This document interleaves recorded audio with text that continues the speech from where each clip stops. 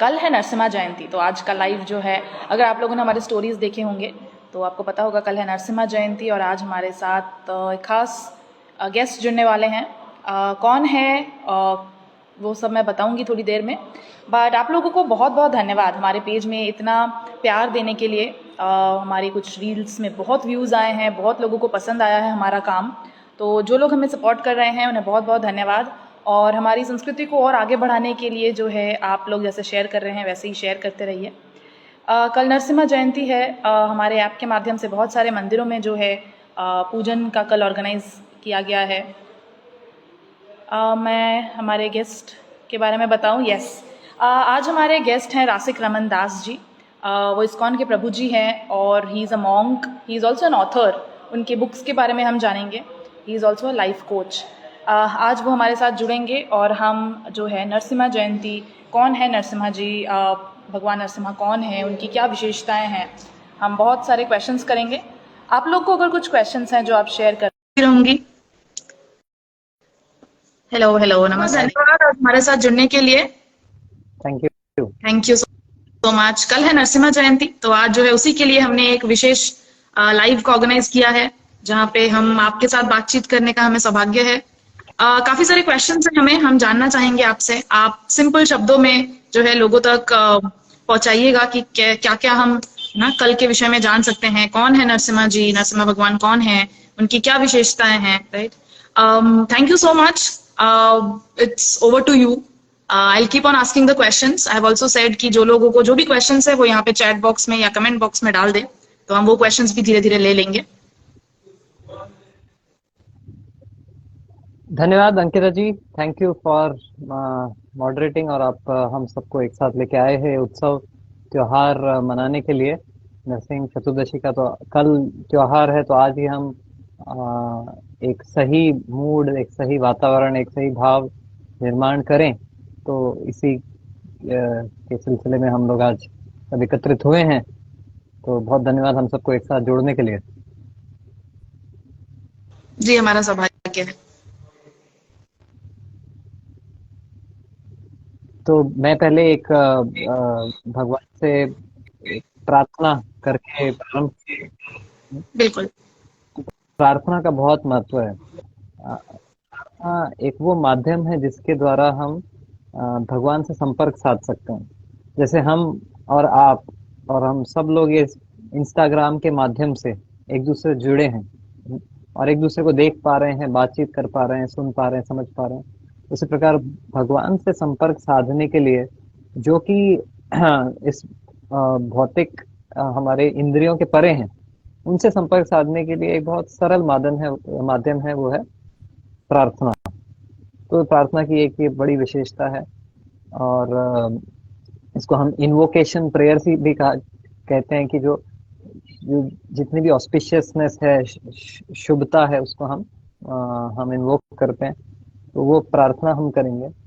और प्रार्थना के बारे में एक और चीज मैं कहना चाहूंगा कि क्योंकि हम प्रार्थना सब करते हैं, लेकिन उसका एक गूढ़ अर्थ भी मैं यहाँ पे प्रकट करना चाहूंगा। हम लोग मान लीजिए बहुत अंकिता जी, आपका फेवरेट खाना क्या है, अगर पूछ सकता हूँ तो क्या क्या अच्छा लगता है? फेवरेट्स में क्या क्या है?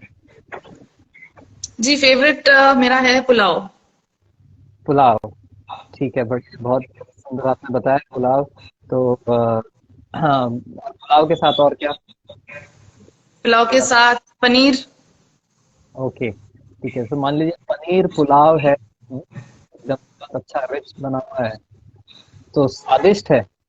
लेकिन अगर आपका डाइजेशन बिगड़ा हुआ है, अपच हो रखा है, तो आनंद नहीं आएगा। नहीं, क्या लगता है आपको? जी खाने के बाद ज्यादा शायद तकलीफ बढ़ जाए, हो सकता है ऐसा।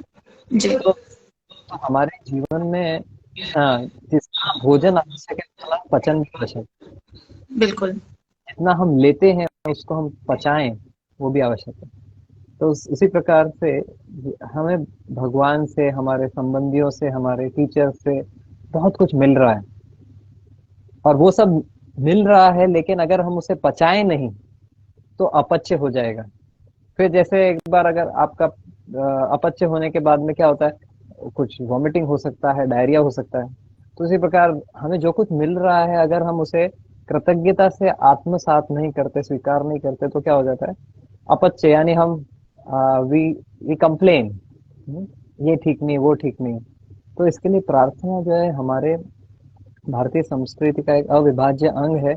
कोई भी कार्य प्रारंभ करने से पहले हम एक प्रार्थना के माध्यम से हम उतरते हैं उसमें, ताकि हमारा हाजमा ठीक रहे, क्योंकि मिल तो बहुत कर कुछ रहा है।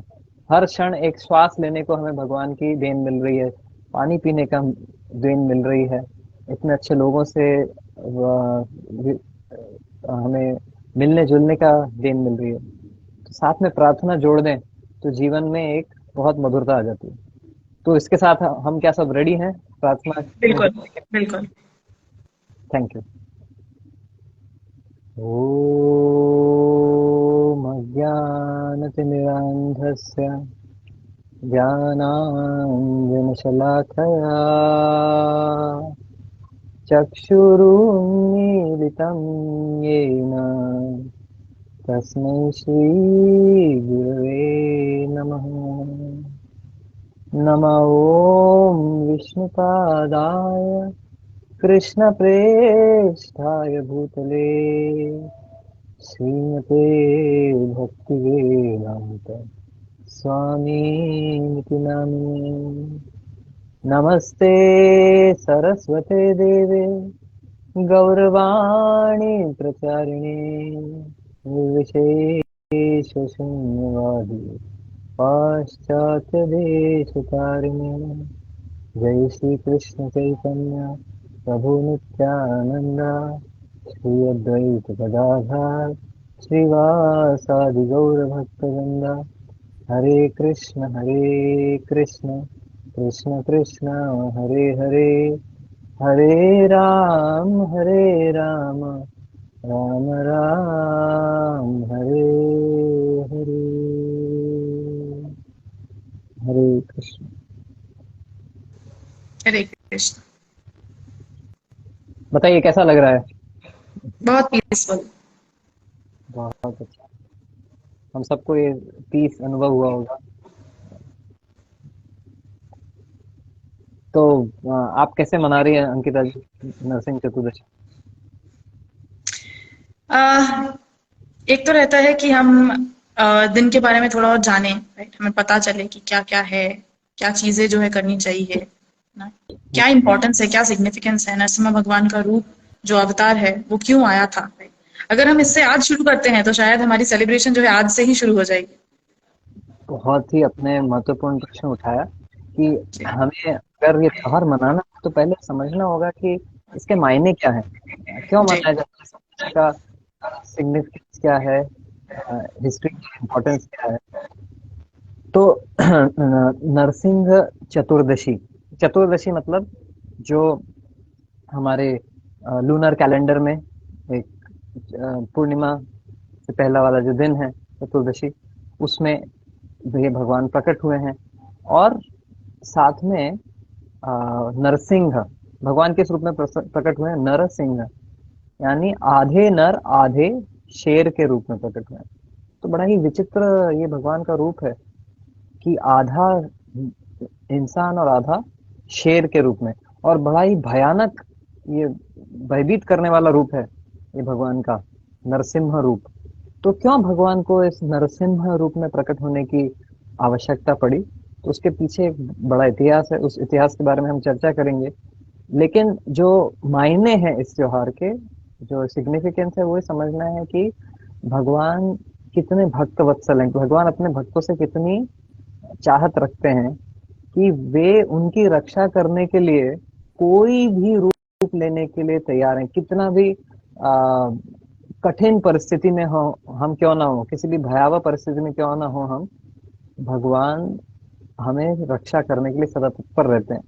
तो गीता में एक श्लोक आता है, अनन्यश्चिन्तयन्तो माम ये जना पर्युपासते तेषां नित्याभियुक्तानां योगक्षेमं वहाम्यहम्। भगवान अर्जुन को कह रहे हैं, अनन्य चिंतन तुमाम, जो अनन्य रूप से मेरा चिंतन करता है और मेरी उपासना करता है और मुझ में युक्त रहता है, ऐसे भक्त के लिए मैं लाइफ इंश्योरेंस क्या, टोटल इंश्योरेंस देता हूँ। जीवन के साथ भी, जीवन के बाद भी तो एलआईसी ने ले लिया, लेकिन वास्तव इंश्योरेंस भगवान दे रहे हैं that I preserve what you have, योगक क्षेमम, वहां में हम I preserve what you have and I carry what you lack. आपके पास जो है उसकी मैं रक्षा करूंगा, और आपके पास जिसकी कमी है वो मैं लाकर आप तक पहुंचाऊंगा। तो ये भगवान का गीता में जो वादा है उसको पूर्ण करने के लिए भगवान नरसिंह देव के रूप में प्रकट हुए प्रहलाद के लिए, जब उनके ऊपर बहुत ही दुराचार हो रहे थे, उनके प्राण के ऊपर प्राणघाती हमले किए जा रहे थे एक 5 साल के नन्हे शिशु के ऊपर। तो भगवान इस नरसिंह बहुत ही विभत्स रूप में प्रकट हुए। तो ये जो त्योहार है ये हमें एक भक्त को एहसास दिलाता है, एक भक्त को ये ढांढस बंधाता है कि कितनी भी कठिनाइयां क्यों ना हो, मेरे साथ मेरे प्रभु हैं। अ, ये भगवान से ये ना कहो कि मेरी समस्याएं कितनी बड़ी हैं, अपनी समस्याओं से ये कहो कि मेरे भगवान कितने बड़े हैं। तो ये नरसिंह चतुर्दशी का जो त्योहार है ये हमें ये आशा की जोत जगाता है, ये उत्साह का एक परचम फहराता है कि भगवान कितने भक्त वत्सल हैं, वो कुछ भी करने को तैयार है। तो ये मैं कहूँगा माइंड सिग्निफिकेंस। बिल्कुल। अब अगर थोड़ी सी हमें जो स्टोरी है ना, कि उन्होंने वो फॉर्म क्यों लिया, कैसे हुआ, तो आई थिंक बहुत अच्छा रहेगा। ओके, सो हिस्ट्री तो सब, स्टोरीज और हिस्ट्री तो सबको अच्छा लगता है। तो let's hear about this history of Narasimha Dev appearance. भगवान नरसिंह देव ने विभत्स रूप जो लिया उसके पीछे क्या कारण, क्या हुआ ऐसा, क्यों नहीं ये रूप लेना पड़ा। भगवान का तो बहुत सौम्य रूप है, तो उन्होंने ऐसा ये रूप क्यों लिया, तो उसको प्रकाशित करते हैं। अ, ये हमारे जो वैदिक कॉस्मोलॉजी में जो पूरा जो वर्णन आता है उसके अनुसार ब्रह्मा जी के एक दिन में 14 मनुओं का राज्य रहता है। तो एडमिनिस्ट्रेटर्स रहते हैं 14 मनु, वो रूल करते हैं 71, हर एक मनु 71 दिव्य युगों के लिए राज्य करते हैं, उनके अधीन होकर सब चीजें चलती है। और मनु जो है, हमने सुना होगा मनु संहिता इत्यादि, तो जो मनु होते हैं वो मनुष्यों के लिए बताते हैं कि किस प्रकार हमारा जीवन किन धार्मिक प्रिंसिपल्स के अनुसार चलना चाहिए। तो ये बात है चक्षुषा मनवंतर की, यानी जो चौथे मनु है उनके समय एक कश्यप नाम के ऋषि थे, और उनकी एक पत्नी थी दीति। तो दीति और अदिति ये दोनों उनकी पत्नियों में से थी, और अदिति के पुत्र हुए देव, देवता, और दीति के पुत्र हुए जो राक्षस या तो इसमें से एक बार जब समय उचित नहीं था, जब संध्या का समय था, जिस समय भगवान शिव अपने निशाचरों के साथ घूमते हैं, और उस समय अगर कोई अवांछित अगर कुछ कार्य कर रहा है तो उसमें वो निशाचरों, जीवात्माओं को, भूत पिशाचों को छोड़ देते हैं। तो उस समय दीति ने कश्यप मुनि के साथ में संबंध करना चाहा, और कश्यप मुनि ने कहा ये सही समय नहीं है, ये मेरे गायत्री का समय है, ये धर्म ध्यान का समय है। लेकिन दीति जो थी वो बहुत वश में थी अपने काम के, तो ये तो उसके कारण उसके गर्भ में जो 2 जीवात्मा गई वो थी हिरण्याक्ष और हिरण्यकशिपु। तो कश्यप मुनि ने कहा कि अभी तुम गर्भ धारण करोगी तो इतने विभत्स ये राक्षस आएंगे कि पूरा संसार कांप उठेगा उनके कारण। तो दीति बहुत डर गई कि गलती हो गई, लेकिन आप कुछ राह बताइए। तो उन्होंने कहा कि आपका बेटे तो राक्षस बनेंगे, लेकिन आपका जो पोता है वो एक नंबर का भक्त बनेगा, और उससे पूरे विश्व को शांति, कल्याण और भक्ति और ज्ञान का मार्ग दिखलाएंगे। तो फिर हिरण्याक्ष और हिरण्यकशिप का जन्म हुआ, और ये दोनों ने पूरे, ये देवर यूनिवर्सल टेररिस्ट, हिरण्याक्ष और हिरण्यकशिपु, इन दोनों ने पूरा आतंक मचा दिया, हड़कंप मचा दिया। मतलब जहाँ पे यज्ञ हो रहे हैं, ब्राह्मणों को मार के उनके कंकाल लगा दिए, गायों की हत्या कर दी, आम लोगों के का जीना हराम कर दिया। और उस समय उनका क्योंकि शक्ति बढ़ रही थी तो दंभ अभिमान भी बढ़ रहा था, तो हिरण्याक्ष को फिर ये दम हुआ कि मैं जाके भगवान से लड़ूंगा। और क्योंकि उसमें बहुत लोभ था, तो उसने पृथ्वी में खोद कर उसमें से सोना निकालने का बहुत प्रयास किया। तो खोद खोद के जगह जगह खोद करके तो सोना निकाल रहा था। उसकी वजह से पृथ्वी खोखली होने के कारण बताया जाता है गर्भोदक सागर में गिर गई। और गर्भोदक सागर में जब पृथ्वी गिर गई तो भगवान वराह देव प्रकट हुए और उन्होंने पृथ्वी को गर्भोदक सागर से उठाया। और हम देखते हैं ना, एक वराह देव जो एक वराह है, यानी सूकर रूप में है, और एक पृथ्वी को अपने नाक पे उठा रखा है, और वे इस हिरण्याक्ष से लड़ रहे हैं। तो आज की तारीख में भी हम देखेंगे तो आज भी हम लोग पृथ्वी के ऊपर ड्रिलिंग कर रहे हैं फॉर द ब्लैक गोल्ड, यानी पेट्रोलियम प्रोडक्ट्स के लिए। तो अंधाधुंध हम पृथ्वी का स्खलन कर रहे हैं, पोल्यूशन कर रहे हैं। तो ये भी एक हिरण्याक्ष के ही लक्षण है। तो वराहदेव किसके पति? देवी के पति, हाँ, भूमि की रक्षा करने के लिए आते हैं और जी हिरण्याक्ष का वध कर देते हैं। वैसा हिरण्याक्ष का वध कर दिया जाता है तो हिरण्यकशिपु जो उसका बड़ा भाई है, उसको बहुत क्रोध आता है। बोलता है ये विष्णु ने मेरे भाई को मारा है, मैं विष्णु को मार दूंगा। और उसके लिए वो तपस्या करने निकल जाता है और इतनी कठोर भयंकर तपस्या करता है कि समझिए, मतलब वो हजारों वर्षों तक तपस्या करता है, उसका पूरा शरीर की चमड़ी सूख जाती है, उसके ऊपर एक एंट हिल, चींटियों का घर बन जाता है, और वो अपने श्वास रोक के रखता है, सब विश्व का जो हवा है वो रुक जाता है। तब देवता आके ब्रह्मा जी को कहते हैं इसको आप संभालिए, नहीं तो ये नाक में दम कर रखा है इसने। तो ब्रह्मा जी जाके उसको हिरण्यकशिप को वरदान देते हैं, बोलते हैं मांगो वत्स, क्या मांगना है, क्यों सर में दर्द कर रखा है सबके। तो हिरण्यकशिप अभी देखिए ये भी आराधना कर रहा है, वो जानता है मुझसे परे कोई शक्ति है, ब्रह्मा जी हैं, परंतु वो क्या मांग रहा है वो समझने की जरूरत है। वो ये मांग रहा है कि मैं इतना शक्तिशाली हो जाऊं, मैं अमर हो जाऊं, ताकि मैं सबको अपने पंजे में मुट्ठी में दबा के रख सकूं। तो वो आराधना भी कर रहा है, जैसे रावण ने भी शिव जी की आराधना की, लेकिन किस लिए की? ताकि वह भोग कर सके और राज्य कर सके। तो हमारे शास्त्रों में ऐसी आराधना का पोषण नहीं किया गया है, भक्तिमय आराधना जिसमें विनय और सेवा का भाव हो।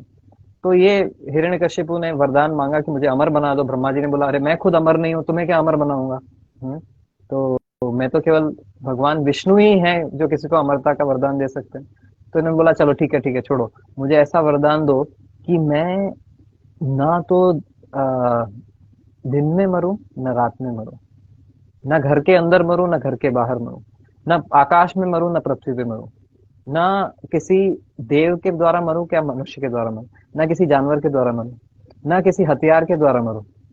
तो ऐसे उसने जितने भी पॉसिबल परम्यूटेशन कॉम्बिनेशन से सब कर दिए कि बेसिकली उसको लगा मैं इतना स्मार्ट वरदान मांगा है कि कोई मुझे मार ही नहीं सकता, कि ब्रह्मा जी आपके द्वारा है, आपकी सृष्टि किए हुए किसी जीवात्मा के द्वारा नहीं मरूं। तो उसने बोला मैंने तो सबको एक्सक्लूड कर दिया है, अभी तो क्या कर लोगे मेरा? तो ऐसा वो, और फिर ब्रह्मा जी ने जब उसको वरदान दिया तो एकदम बलिष्ठ हो गया, बहुत बलवान हो गया, और उसने जो अत्याचार ढहा उसने सारे रूल्स रिवर्स कर दिए कि जो पाप कर्म करता है उसको स्वर्ग में जाने का मार्ग मिलता था, जो पुण्य करता था उसको नरक में जलना पड़ता था। उसने सरकार बदल दी, है ना? ऐसा सब हो गया, और ब्राह्मणों को अत्याचार और रिलीजियस प्रोसिक्यूशन जो हम बोलते हैं वो सब कर रहा था वो, गौ हत्या इत्यादि सब कर रहा था वो। और उसके जीवन में सब कुछ था, परंतु उसके जैसे कहते हैं ना कि व्यक्ति कितना भी ज्यादा बलशाली क्यों ना हो जाए, अगर उसमें घमंड है ना तो भगवान उसको चूर चूर कर ही देते हैं। जी तो तो हिरण्यकशिपु का एक पुत्र था, उसका नाम था, क्या नाम था? हिरण्यकश्यप का पुत्र। हम्म, जी ख्याल नहीं आ प्रहलाद। रहा है। प्रहलाद इसकी हम बात करें। प्रहलाद की। तो हिरण्यकशिपु के जो पुत्र थे प्रहलाद। प्रहलाद छोटे से नन्हे बालक थे और उनको उन्होंने जो उनके उस समय की जो यूनिवर्सिटी थी उसमें दाखिला करवाया कि भाई अच्छे ये पॉलिटिकल साइंस सीखेगा। तो उसको भेज दिया शंडा अमरका इंस्टीट्यूट ऑफ टेक्नोलॉजी में। तो शंडा और अमरका ये शुक्राचार्य के दो पुत्र थे। शुक्राचार्य कौन है? ये असुरों के गुरु हैं। तो गुरु की सबको आवश्यकता है, अगर कोई असुर है तो भी उसको गुरु की आवश्यकता है। तो ये असुरों के ये उनके गुरु पुत्र थे। और ये एक इंस्टीट्यूट चलाते थे, Shanda Amarka institute of technology, demoniac technology. इसमें सब पॉलिटिकल साइंस सिखाते थे। ये सिखाते थे ये आपके दुश्मन हैं, ये आपके मित्र हैं, इनको इस प्रकार आप दुश्मन का दुश्मन दोस्त, इस सब का सब दुनिया को विभाजन करो और डिवाइड एंड रूल का पॉलिसी सिखाते थे। लेकिन प्रहलाद के जीवन में कुछ ऐसा हुआ था कि जिसके कारण उसको ये पॉलिसी पसंद नहीं आती थी। ऐसा क्या हुआ था? जब प्रहलाद अपनी माँ कयाधु के गर्भ में था तब हिरण्यकशिपु तपस्या करने गए थे। और उस समय कयाधु छुप के रह रही थी नारद मुनि के आश्रम में, क्योंकि अभी पति तो गए हुए हैं, अभी मुझे रक्षा चाहिए, तो वो नारद मुनि के आश्रम में जाके रह रही थी। और नारद मुनि ने बोला अभी आई है, भले ही वह असुर की पत्नी है, लेकिन साधु का काम है सत्संग देना और सद्ज्ञान देना। तो उन्होंने कयादु को भगवत ज्ञान के बारे में प्रकाशित करना प्रयास किया। तो वो तो सो जाती थी, लेकिन उनके गर्भ में जो पुत्र था प्रहलाद वो सुनता रहता था। तो प्रहलाद को बचपन में गर्भ में ही भगवत ज्ञान प्राप्त हो गया था। और उसको ये divide and rule, politics, diplomacy, इस सब की शिक्षाएं उसके हृदय को नहीं भाती थी। उसके हृदय को तो वही छू गई थी नारद मुनि की शिक्षाएं, जिसमें बताया गया कि सवै पुंसाम परो धर्म यतो भक्ति अधोक्षज अहेतु की अव्यवहिता। कि जिस कि सारे जितने जीवात्मा है उनका सबसे परो धर्म, सबसे महान धर्म है भगवान की अहेतु की अप्रतिहता, मतलब कंटिन्यूअस एंड अनइंटरप्टेड भक्ति करना और सब जीवात्माओं से प्रेम करना।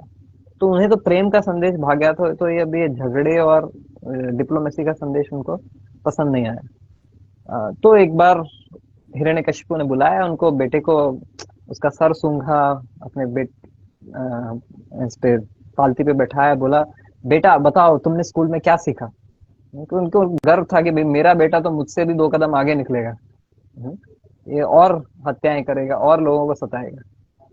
तो जब उन्होंने पूछा बेटा तुमने क्या सीखा, तो ये क्या बोलते हैं, तत्साधु मन्ये असुरवर्य देहिनां सदा समुद्विग्न धियाम सद्ग्रहात्। बोलते हैं कि मैंने सबसे अच्छा क्या सीखा है, मैंने सबसे अच्छा ये सीखा है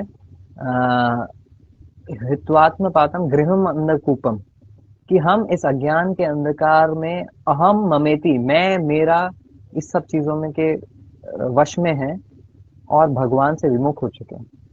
तो मेरे लिए सबसे अच्छी चीज जो मैंने सीखी है वो ये है कि हमें भगवान की भक्ति करनी चाहिए, वृंदावन धाम जाना चाहिए और राधे कृष्णा का नाम लेना चाहिए। तो ये सुन के तो हिरण्यकशिपु खून खौल उठा उनका, क्योंकि वे तो विष्णु को अपना शत्रु मानते थे कि इसने मेरे भाई को मारा है ना, तो मैं विष्णु को मार दूंगा। तो ये जो रिवेंज फैंटेसीज, ये सब जो हम आज देखते हैं, लोग कोई कहीं पे किसी को गोली से मार देता है, इस प्रकार का जो शत्रुता का भाव है, वैर का भाव है, इससे वे खौल रहे थे। लेकिन प्रहलाद महाराज तो सबको प्रेम की दृष्टि से देखते थे। तो यही एक उनके जीवन में कांटा था, किसके? हिरण्यकशिपु के, कि सारी दुनिया मेरा कहा मानती है, ये मेरा बेटा नालायक निकला। ये भगवान की भक्ति और ये सब क्या क्या बातें कर रहा है। तो उन्होंने बहुत डांटा ठंडा मरका को और उसको वापस भेज दिया, वापस पढ़ा के लाओ। वापस पढ़ाया, वापस लाए, वापस पूछा। तो प्रहलाद महाराज एकदम सीधे साधे भोले वाले बच्चे थे, तो उन्होंने फिर से पूछा बताओ बेटा सबसे अच्छा क्या सीखा। सबसे अच्छा क्या सीखा? मतीर्ण कृष्णा परतो शतो वा मिथो बिद्येत ग्रह व्रतानम। वो सबसे अच्छा मैंने यही सीखा कि श्रवणम कीर्तनम विष्णु, भगवान विष्णु का श्रवण कीर्तन करना चाहिए, सारी जीवात्माओं की सेवा करनी चाहिए, किसी से कोई वैर नहीं रखना चाहिए। लो कर लो बात, क्या सिखा के लाए हो इसको। तो फिर इस प्रकार बार बार देखकर उसको, हिरण्यकशिप को इतना क्रोध आया कि सोचिए, एक पिता आप सबसे ज्यादा प्रेम करता है अपने पुत्र से, हम्म, लेकिन ये पिता, ये क्योंकि अभिमान और अहंकार से के वश में था, इतना दुष्ट था, इसने बोला ये मेरे शत्रु भक्ति करने की बात कर रहा है, मार दो इसको। और आप विश्वास नहीं करेंगे कि उसने हिरण्यकशिपु ने उसको हाथियों के पैर के नीचे रौंदने के लिए भेजा, कि इसको हाथियों के पैर के नीचे रौंद दो, पहाड़ से नीचे गिरा दो। तो सोचिए, हाथियों के पैर के नीचे रखा तो भी नहीं मरा, पहाड़ से गिरा दिया तो भी नहीं मरा, उसको होलिका के साथ आग में बैठा दिया, हम होली मनाते हैं, तो होलिका जल गई, जिसको वरदान था वो कभी आग से नहीं जलेगी, लेकिन प्रहलाद को कुछ नहीं हुआ। और सर्पों के एक, जहरीले सांपों के एक, खंडर में डाल दिया, विष से भी नहीं मरा। सब प्रयास किए लेकिन ये पुत्र उनका नहीं मर रहा है। तो ये अचंभे में आ गए कि ये क्या है। तो फिर उन्होंने बोला चलो ठीक है, एक और बार प्रयास करते हैं इसका सॉफ्टवेयर में वायरस डालने का। वापस भेजा, लेकिन इस बार क्या, प्रहलाद महाराज अपने साथ के शिष्यों का ही सॉफ्टवेयर खराब कर रहे थे। वे अपने साथ के गुरुकुल में जो बच्चे हैं उनको भी यही सिखाने लगे कि कौमारम आचरे प्राज्ञान धर्मान भागवतानिया, कि बचपन से ही हमें सद्गुण करना चाहिए, ये पॉलिटिक्स में नहीं पढ़ना चाहिए। तो जब ये हुआ तो फिर हिरण्यकशिपु को बहुत क्रोध आया और प्रहलाद को बुलाया कि तेरे को कहाँ से शक्ति मिलती है इतनी, तू कहाँ से, कल का छोकरा आज इतनी बड़ी बड़ी बातें कर रहा है, कहाँ से तेरे को शक्ति मिल रही है। तो प्रहलाद बोला जहां से आपको शक्ति मिल रही है वहीं से मुझे शक्ति मिल रही है, हम सबके शक्ति के स्रोत वो परम पुरुषोत्तम भगवान है। तो ये सुनकर तो इसके अहम को इतनी चोट पहुंची कि तू कहता है मेरी शक्ति कहीं और से आ रही है, मैं परम शक्तिशाली हूँ। और ये बोला बता कहाँ है तेरा भगवान, बता, ये ये ये जो महल है ये मैंने बनवाया, तेरा भगवान मेरे को इधर कहीं नहीं दिखता है। ये खम्बे में है, तुझे क्या लगता है खम्बे में है तेरा भगवान? और मैंने अपनी आंखों के सामने चुनवाया था इसको, है इसमें? अरे बोला इसमें है, इस खम्बे में, उस खम्बे में है। इतो नरसिंहा परतो नरसिंहा यतो यतो यामी ततो नरसिंहा, जहां देख रहा हूँ वहां मुझे भगवान दिख रहे हैं। और हिरण्यकशिपु जहां भी देख ले उसका भगवान कहीं नहीं दिख रहा है। तो that is the difference between a भक्त एंड अभक्त। तो हिरण्यकशिपु ने अपनी गदा उठाई और उस जोर से प्रहार किया उस खम्बे के ऊपर। और जब वो प्रहार किया तो इतनी भयंकर भीषण गर्जना हुई कि सारे इस प्रकार हुआ मान लो कोई भूकंप आ गया, वो सब कांप गए, घबरा गए राक्षस कि ये क्या हो रहा है। और उस गर्जना में पीछे से निकले नरसिंह देव भगवान की जय। भगवान एक विभत्स रूप, नरसिंह देव के रूप में, आधे मनुष्य आधे शेर, मतलब उनके छाती से नीचे तो मनुष्य है और ऊपर जो उनका सर है वो एक शेर का है, पंजे शेर के हैं। इस प्रकार एक भयानक रूप में वो प्रकट होते हैं। मैं आपको ये नरसिंह देव का रूप है, लक्ष्मी जी के साथ बैठे हैं, प्रहलाद के साथ बैठे हैं। तो इस रूप में वे प्रकट हुए और तब एक घोषणा हुई, सत्यम विधातुम निज भृत्य भाषितम, कि अपने भक्त की वाणी को सच करने के लिए भगवान प्रकट हुए। प्रहलाद ने बोला भगवान इस खम्भे में है, भगवान ने बोला चलो, मेरे भक्त ने बोला है मैं उसको सच करके दिखाऊंगा, तो उसमें से प्रकट हो गए। तो और जब इस प्रकार प्रकट हुए तो घबरा गया हिरण्यकशिपु और तिलमिला उठा। और तब फिर दोनों के बीच में एक आयुध इत्यादि का वॉर हुआ। और भगवान भी ऐसा खेल रहे थे हिरण्यकशिपु के साथ से काफी देर तक। ऐसा लग रहा था अरे मे बी हिरण्यकशिपु जीत जाएगा, मतलब बराबरी का मुकाबला लग रहा था। लेकिन भगवान वेट कर रहे थे शाम के समय का, क्योंकि उसने क्या बोला था, ना मैं दिन में मरूं ना रात में मरूं, तो बीच के पीरियड में मारना था। तो उसके लिए नरसिंह देव बीच में थोड़ा, जिस प्रकार एक बिल्ली चूहे को मारने से पहले थोड़ा उससे खेलती है, उसको जाने देती है फिर पकड़ती, ऐसा भागवत में बताया। तो उस प्रकार ये करके फिर जब समय आया तो हिरण्यकशिपु को भगवान ने अपने मांडी पे रखा, अपने गोद में रखा, और वे जाके खड़े हो गए उनके जो पैलेस था उसके दरवाजे पर। यानी न तो घर के अंदर थे न घर के बाहर, और क्योंकि उन्होंने अपनी गोद में रखा मतलब वो ना आकाश में था ना वो जमीन पे था। और उन्होंने उसको किसी हथियार से नहीं मारा, अपने नाखूनों से मारा। नाखून हथियार है भी और नहीं भी, है ना। तो शेर के पंजे, इससे मारा। तो उसकी जो पेट को फाड़कर उसकी अंतड़ियां निकाल दी। तो कोई सुनेगा, सोचेगा भगवान इतना विभत्स कार्य कैसे कर रहे हैं, भगवान इतना डरावना कार्य कैसे कर रहे हैं। तो भगवान ऐसा भी करते हैं ना तो वो मुक्ति देते हैं। तो हिरण्यकशिपु को भगवान ने मुक्ति दी। भगवान किसी राक्षस का वध भी करते हैं तो उसको मुक्ति प्रदान करते हैं। तो ये भगवान का कृपामय भाव है। और फिर हिरण्यकशिपु का वध हो जाता है, और फिर प्रहलाद आकर नरसिंह देव को एक वरमाला पहनाते हैं और उनको प्रार्थनाएं करते हैं। सब देवता इत्यादि भी वहां पे जुड़ जाते हैं, भगवान को प्रार्थना करते हैं। लक्ष्मी जी भी आती हैं। लक्ष्मी बोल एक्चुअली भगवान इतने गुस्से में होते हैं ना कि सारे देवता आके पहले डर जाते हैं, अभी इनके पास जाएं कैसे, इनको शांत कैसे करें। तो सब एक दूसरे को देखते हैं। इंद्र अरे वरुण बोलते हैं इंद्र को, अरे तुम जाओ। इंद्र बोलते हैं नहीं नहीं मैं नहीं जाऊंगा, ये कुछ कर देंगे मुझे। तो वो बोलते हैं ब्रह्मा जी आप जाओ। तो ब्रह्मा जी बोलते हैं नहीं नहीं नहीं, मुझे भी डर लग रहा है, लक्ष्मी जी आप जाओ। लक्ष्मी जी बोलते हैं मेरे पति को मैंने इस रूप में तो कभी देखा ही नहीं। तो बोलते मैं भी नहीं जाऊँ। तब प्रहलाद महाराज को भेजा जाता है, और प्रहलाद एक नन्हा प्रहलाद बोलते हैं कि तुम्हारे लिए प्रकट हुए, अभी तुम ही भगवान विष्णु को शांत करो। तो फिर प्रहलाद जाके बहुत सुंदर प्रार्थनाएं करते हैं। तो ये नरसिंह चतुर्दशी का एक संक्षेप में या विस्तार में जैसा भी कह लीजिए एक इतिहास है। जी बिल्कुल। इसमें जो जो नरसिम्हा देव का जो अवतार है ना, आधा मनुष्य और आधा सिंह, इसका क्या सिग्निफिकेंस है, क्या सिंबलाइज करता है ये?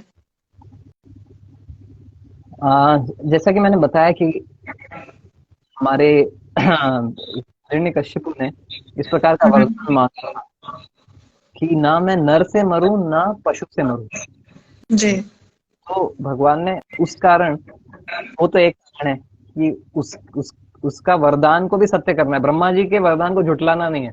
ऐसे भगवान चाहे तो अपने सौम्य विष्णु रूप से भी मार सकते हैं, लेकिन अरे ब्रह्मा जी का वरदान है तो उसका मान रखने के लिए ऐसे रूप में प्रकट हुए। उसने बोला था नर भी ना मारे और कोई जानवर भी ना मारे। तो आधा नर आधा सिंह रूप में भगवान प्रकट हुए। दूसरा ये है कि भगवान गीता में बताते हैं यद्यद विभूति मत सत्वम श्रीमद ऊर्जितम एवं तत्तद एवावगच्छतम मम तेजो अंश संभवात। कि इस दुनिया में अगर कुछ भी शक्तिशाली देखते हैं, कुछ भी सौंदर्यशाली देखते हैं, उसके स्रोत भगवान है। तो विश्व में सबसे शक्ति का प्रतीक कौन है? सिंह। तो सिंह के रूप में भगवान प्रकट होने का तात्पर्य ये है कि जितनी भी शक्ति है, जितना भी वैभव है, शक्ति है, वो भगवान से ही प्रकट हो रहा है, और वे कतराएंगे नहीं उस शक्ति का प्रयोग करने के लिए, अपने भक्त की रक्षा करने के लिए। तो ये भी उसका एक सिग्निफिकेंस है कि गीता में 10वें अध्याय में भगवान बोलते हैं बलम बलवताम चाहम, कि बल, जिनके पास बल है उनकी जो बलवान है उनका बल मैं हूँ। या फिर जो सारे पर्वतों में मैं हिमालय हूँ। तो इस प्रकार भगवान बताते हैं जितनी भी अगर कुछ वैभवशाली चीजें हैं तो उसमें सर्वोच्च वो वैभव भगवान से आ रहा है। तो शक्ति का प्रतीक दिखाने के लिए भगवान ने यहाँ नरसिंह रूप धारण किया। जी बिल्कुल। जी, तो कल नरसिम्हा जयंती है, आप मुझसे पूछ रहे थे कि कैसे सेलिब्रेट करेंगे, क्या है, तो अगर आप बताएं कि क्या कैसे सेलिब्रेट कर सकते हैं, राइट, कैसे उनकी पूजा की जाती है, क्या हम नॉर्मल जैसे बाकी भगवान की पूजा करते हैं वैसे ही हैं या कुछ स्पेशल रिचुअल्स नियम हैं? हम्म तो नरसिंह जयंती है तो हम एक ये भगवान का एक बहुत विशेष रूप है। ये भक्त बोलते हैं कि भगवान कृष्ण देवकी के गर्भ से आते हैं। राम कौशल्या के माध्यम से आते हैं। हाँ, परंतु इधर नरसिंह देव एक खंबे से आ जाते हैं। तो एक खंबे को एक तरीके से अपनी माता बना के वो बाहर आ जाते हैं। तो ये बहुत ही क्या बोलते हैं, विचित्र भगवान की लीला है। तो इसमें हम जो भक्त हैं वो भगवान से रक्षा की प्रार्थना कर सकते हैं। तो हम लोग तो जब भी कुछ भी अगर कठिनाई है, समस्या है, तो नरसिंह देव की प्रार्थना करने के लिए कहा जाता है। वो बहुत लाभकारी रहती है। आप अगर किसी भी तकलीफ, कठिनाई, शारीरिक या मानसिक समस्या से गुजर रहे हैं, नरसिंह देव को प्रार्थना कीजिए। कल का दिन विशेष है। हमारे जीवन में जो कुछ कठिनाइयां हैं, इस जो भी विघ्न है, उनका विनाश नरसिंह देव करते हैं। तो इसके लिए उनका कहा जाता है भक्ति विघ्न विनाशक नरसिंह देव भगवान। जितने भी हमारे जीवन में विघ्न हैं, हमारे और भगवान के बीच में रास्ते में जितने भी विघ्न हैं उनको विनाश कर देते हैं नरसिंह देव। और कहा जाता है गणेश जी को भी जो विघ्न विनाश करने की शक्ति है वो नरसिंह देव से मिल रही है। तो विघ्न विनाशक है ना गणेश जी, जी। वो कहाँ से वो अपनी शक्ति ले रहे हैं? वो नरसिंह देव की आराधना करते हैं। अच्छा। तो हम कल नरसिंह देव से खासकर ये प्रार्थना कर सकते हैं कि आपके और मेरे बीच में जितने भी विघ्न हैं, जितने भी ऑब्स्टेकल्स हैं, बहुत सारे विघ्न हैं। हम सब चाहते हैं कि हम भगवान से जुड़े, कुछ अ, अच्छा कार्य करें, लेकिन बहुत सारे ऑब्स्टेकल्स आ जाते हैं। क्या आ जाते हैं? टेम्पटेशंस, डिस्ट्रैक्शंस इत्यादि। जी। ये सारे जो विघ्न है, ऑब्स्टेकल्स है, इनको निवारण करने के लिए हम नरसिंह देव से प्रार्थना कर सकते हैं। और नरसिंह देव को एक बहुत विशेष ड्रिंक पसंद है। उसको वो basically it is made up of jaggery water and cardamom. तो अच्छा। इलायची और जैगरी वाटर का आप लिक्विड बना के भगवान को पिलाया जाता है। और वो भोग लगाया जाता है। तो वो आप कर सकते हैं नरसिंह देव को। और एक नरसिंह देव का एक जो आरती है वो गा सकते हैं। आप चाहेंगे तो हम वो आरती, शॉर्ट आरती है, कैन सिंग। बिल्कुल। तो अभी गाएं? जी। ठीक है, तो ये बहुत सुंदर आरती हम गाएंगे। नमस्ते नरसिंहाय प्रह्लादलाददायिने हिरण्यकाशिपूर्वक्षः शिलाटङ्कानखालये इतो नरसिंहा परतो नरसिंहा यतो यतो यामि ततो नरसिंहा बाहिर्नरसिंहा हृदये नरसिंहा नरसिंहमदीं शरणं प्रपद्ये तव करकमलवरेणाकाम् अद्भुतशृङ्गा दलिता हिरण्यकशिपु तनुभृङ्गा केशवधृता नरहरिरूपा जय जगदीश हरे जय जगदीश हरे जय जगदीश हरे जयो नरसिंहदेव नरसिंहदेव नरसिंहदेव जयो नरसिंहदेव जय प्रहलाद महाराज प्रहलाद महाराज प्रहलाद महाराज जयो प्रहलाद महाराज भक्ति विघ्न विनाशक श्री लक्ष्मी नरसिंह देव भगवान की जय। भक्त शिरोमणि प्रहलाद महाराज की जय। तो ये सुंदर आरती आपको कहीं पे भी सर्च कर सकते हैं, नरसिंह आरती। तो ये आरती आप रोज गा सकते हैं। स्पेशली अगर कोई आप नया ऑपरेशन चालू कर रहे हैं, कुछ नया फैक्ट्री चालू कर रहे हैं, नया घर का अ, गृह प्रवेश कर रहे हैं, तो जो भी आपके राह में विघ्न आने वाले हैं, उसके लिए आप प्रार्थना कर सकते हैं नरसिंह भगवान से। इतना पावरफुल रूप लिए ना कि आपके बड़ चट्टान के समान भी अगर कोई ऑब्स्टेकल्स होंगे, उसको निस्तनाबूद कर देंगे। तो इसके लिए भगवान ने ये विभत्स रूप लिया है, ताकि हमें विश्वास दिलाने के लिए कि इन समस्याओं से कह दो कि मेरे भगवान कितने बड़े हैं। भगवान से ना कहो मेरी समस्याएं कितनी बड़ी है, समस्याओं से कह दो मेरे भगवान कितने बड़े हैं। तो ये हमें उत्साह और साहस और आशा दिखाने के लिए भगवान ने अ, रूप धारण किया है। ये प्रार्थना हम रोज गा सकते हैं, और स्पेशली कल जरूर। बिल्कुल। बहुत अच्छा लगा प्रभु जी आज आपसे बात करके और ये कहानियां सुन के, आपकी आरती सुन के जो है बहुत अच्छा लगा। बहुत बहुत धन्यवाद। आज इतनी एक सुंदर संध्या हमें आपने उपहार दिया। आप अगर लास्ट कुछ कहना चाहते हैं आज हम लाइव खत्म करने से पहले, तो आप अवश्य कहें और हम जो है आज की लाइव यहीं पे समाप्त करेंगे। तो चलिए, जो आरती में हमने एक जो पॉइंट है, इतो नरसिंहा परतो नरसिंहा यतो यतो यामि ततो नरसिंहा, कि प्रहलाद महाराज का जो श्रद्धा थी वो इतनी अटूट थी कि सारा परिवेश भी चारों तरफ उनके विपरीत था। उनके पिता, उनके सहपाठी, उनके जो शिक्षक, सब लोग एक बहुत ही विपरीत मानसिकता के थे। सारी दुनिया दोस्त और दुश्मन में बांटो, और डिवाइड एंड रूल करके, पॉलिटिक्स करके दूसरों के ऊपर रूल करो, दूसरों को एक्सप्लॉइट करो, ऐसी धारणाएं थी उनके चारों तरफ। परंतु उनकी श्रद्धा इतनी मजबूत थी भगवान पे। भगवान अदृश्य थे, और लेकिन चारों तरफ ये दृश्य थे, लेकिन उनकी श्रद्धा अदृश्य में इतनी थी कि जो दृश्यमान चीजें भी थी उनको हिला नहीं सकी। तो हम भी आज जिस परिवेश में रह रहे हैं, कहीं ना कहीं वहां पे इतना कंज्यूमरिज्म है, इतना मटेरियलिज्म है। कहीं ना कहीं अगर कोई व्यक्ति मद्यपान नहीं करता है, या फिर कोई अवैध संबंध नहीं रखता है, तो उसको एक्सप्लेन करना पड़ता है कि भाई मैं मद्यपान नहीं करता हूँ, तो उसको मतलब एक तरीके से ऐसा बोलना पड़ता है, प्लीज मुझे छोड़ दो। अगर कोई मांसाहार नहीं कर रहा है, तो उसको 10 लोगों के उत्तर देने पड़ते हैं। लेकिन अगर कोई कर रहा है, तो उसमें वो प्राइड लेता है, उसमें वो हम खाते हैं भाई, तुमको क्या। सो बट ये ऐसा परिवेश है आज के समाज में।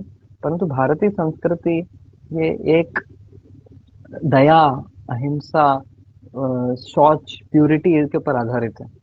तो कहीं ना कहीं हम ऐसी चीजों से भले ही घिरे हुए क्यों ना हो, डिस्ट्रैक्शन से, टेम्पटेशन से घिरे हुए क्यों ना हो, हमें अपनी श्रद्धा भगवान में इतनी दृढ़ करनी चाहिए, अपने प्रिंसिपल्स पे इतना अडिग रहना चाहिए कि हम दुनिया को इन्फ्लुएंस कर पाए। कई बार हम लोग हिंदू ना बहुत आसानी से अपने प्रिंसिपल्स को कॉम्प्रोमाइज कर लेते हैं कि नहीं नहीं चलो उसको बुरा लगेगा। पर नहीं, हम हम अगर अपने प्रिंसिपल्स पर स्थिर रहेंगे, तब दूसरों को जिज्ञासा होगी कि भाई ऐसा क्या आनंद मिल रहा है इस व्यक्ति को इस भक्ति में, कि ये इस दुनिया के भौतिक ये जो सुख है इसमें उसको रुचि नहीं है। और तो तो उससे हम दूसरों को भगवान के प्रति आकर्षित कर सकते हैं। ये उत्सव का जो हमारा माहौल है, हर दिन एक उत्सव है। इस उत्सव के लिए हमें केमिकल्स की आवश्यकता नहीं है। ये उत्सव है, ये बाहर से कोई वस्तु लेने का उत्सव नहीं है। क्योंकि हम देखते हैं न्यू ईयर पार्टी, वो वो उत्सव करने के लिए लोग क्या दारू इत्यादि केमिकल्स के साथ हैं, ये करते हैं, पार्टी करते हैं, डांस करते हैं। पर ये हमारा जो उत्सव है, this is a celebration of love with in. This is not a celebration of show outside. तो ये उत्सव हमें सब तक पहुंचाना है। हर पल एक हमारा उत्सव है कि हम भगवान हर जगह देख रहे हैं, किसी को यहाँ वहाँ पर हृदय में। तो ये प्रहलाद महाराज की जो दृष्टि है, दृष्टिकोण है, उसको हम अपने जीवन में उतारेंगे, तो वास्तव में दुनिया को एक प्रेम, मैत्री, कृपा का संदेश दे सकते हैं, और सबको जोड़ सकते हैं। और सबको साथ लेकर एक भक्ति कर सकते हैं। तो धन्यवाद। हरे हरे कृष्ण। नरसिंहदेव भगवान की, जय प्रहलाद महाराज की जय। जय।